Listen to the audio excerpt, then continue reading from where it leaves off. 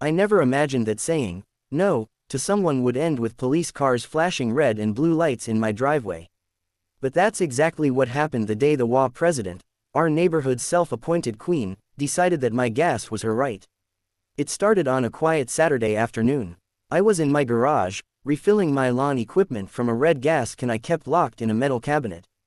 Gas prices had been rising, and I was careful, every drop mattered. That's when I heard sharp footsteps and the unmistakable sound of someone clearing their throat loudly, as if demanding attention. I turned around and saw Karen, the HOA president, standing just inside my open garage door. Arms crossed, sunglasses on, that tight smile that never meant anything good. "You shouldn't leave your garage open like this," she said without greeting me. "It's against HOA aesthetics." I took a slow breath.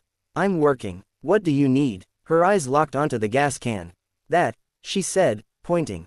"I need some gas." I blinked. "Excuse me, my car ran out down the street," she replied, as if explaining something obvious to a child.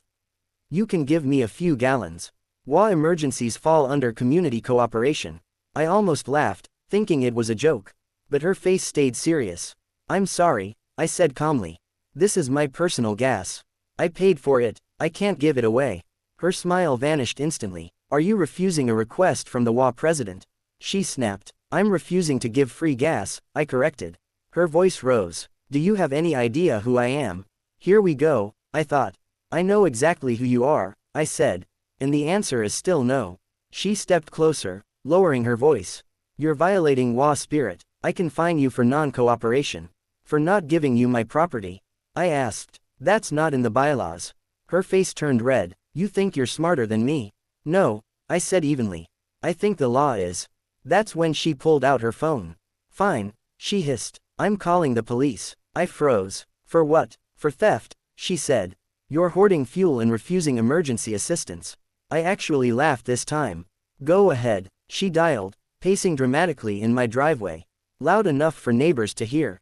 "Yes, hello, I need officers immediately," she said. "A man is refusing to give me gas. He's aggressive and threatening." I looked around, stunned. I hadn't raised my voice once. Within 10 minutes, 2 police cruisers rolled in. Neighbors peeked through curtains. Karen folded her arms triumphantly. The officers stepped out. "What seems to be the problem?" one asked. Karen rushed forward. "Officer, this man refused to help me. He's violating HOA authority and withholding fuel. I want him arrested." The officer looked confused. "Ma'am, arrested for what?" "For theft and intimidation," she said. "He scared me." I held up my hands. "Officer," she demanded I give her my gasoline for free. I said no. "That's it." The second officer raised an eyebrow. "Do you own the gas?" "Yes," I said. "Bought it myself." "Did you threaten her?" he asked. "No," I replied. Karen interrupted. "He's lying. HOA rules override personal ownership." The officers exchanged a glance. "Ma'am," the first officer said slowly, "HOA rules are not law. And refusing to give away personal property is not a crime." Karen's jaw dropped. "So you're taking his side?" "We're enforcing the law," the officer replied. "And right now, there's no crime here."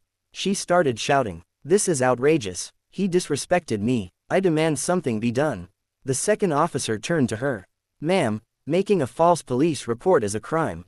Silence. Her face went pale. I felt threatened. By a man saying no? The officer asked. Karen stammered, suddenly much quieter. The officer handed her a warning slip. "This is your warning. Do not misuse emergency services again." She spun toward me, eyes burning with rage and humiliation. "This isn't over," she hissed.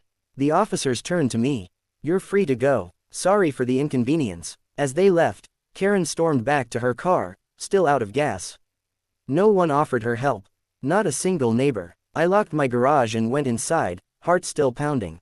The next week, an HOA notice went out reminding residents not to call police over personal disputes and stating clearly that HOA authority does not include confiscating personal property. Karen resigned 3 months later. Turns out, the only thing she lost that day wasn't gas. It was power.